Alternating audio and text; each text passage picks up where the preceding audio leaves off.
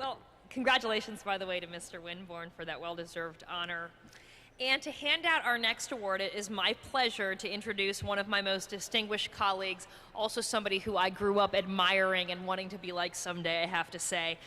You all watch her regularly fill in on the co-anchor post, brilliantly, I should add, on PBS's NewsHour.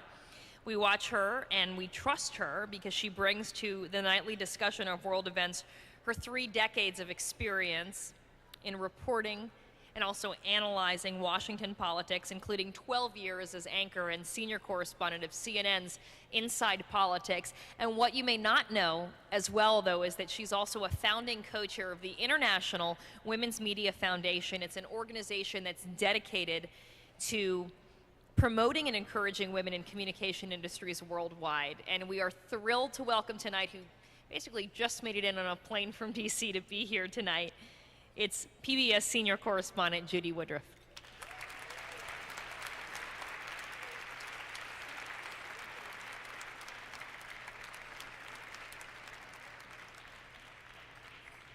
Hello, everyone. Good evening.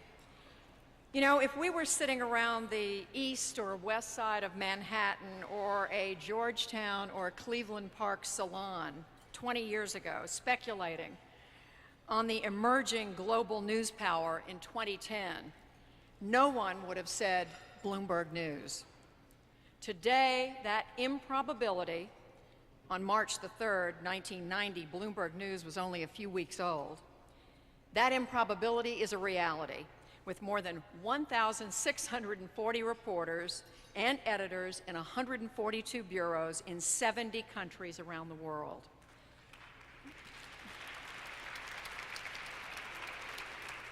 The second most improbable prediction would have been to suggest that women would play a central, pivotal role in this influential news organization, especially if it were one focusing on markets and economics. Women may cover politics and wars, but not complicated finance, right? And yet that, too, is a reality today because of one force, the vision and drive of Editor-in-Chief Matt Winkler. When the devastating earthquake hit Chile a few days ago, the Bloomberg editor-in-charge was Adriana Arai. Matt Winkler earlier had made her bureau chief in Sao Paulo when she was pregnant. Like many, this story has a huge market impact. The editor-in-charge of all those emerging market stories is Laura Zelenko, in between caring for her 2 children. This is a, by the way, fabulous group tonight being honored along with Matt. Linda Bash, the research of your organization's member centers makes all of our dreams more realistic and more possible. It is so good to see the amazing Melanne Verveer, and not only Melanne, but Michelle Clayman and Edith Cooper, who personify the change in a sector that not so long ago was pretty much a boys' club.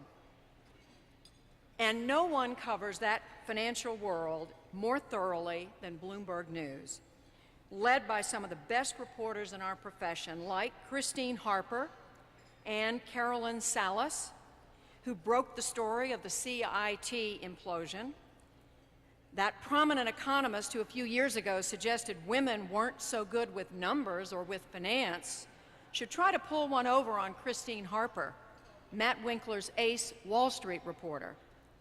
Or if you come to Washington, recall not too long ago President Reagan's chief of staff, Donald Regan, who cracked that women really didn't understand throw weight or all that international stuff. The 3 Bloomberg reporters covering foreign policy and international security, Indira Laxmanan, Viola Genger, and soon Nicole Gowett, all women.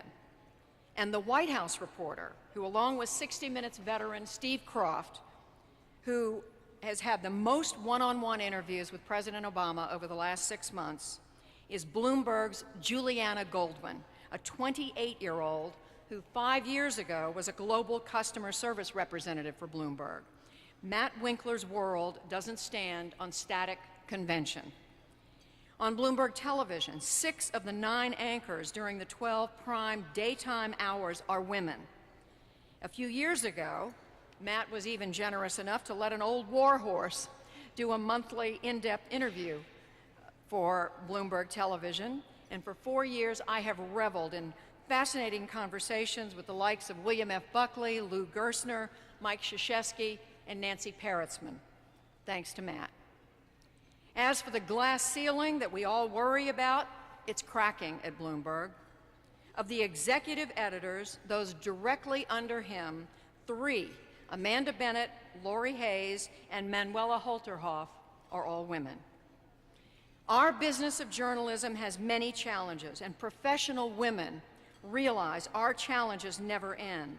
But one of the greatest hopes for the news business and the greatest hopes for the women who will play a role in it is Bloomberg News. And that is why Matt Winkler has made such a difference for women, and it is why I am so proud to present him for this special award tonight. Matt Winkler.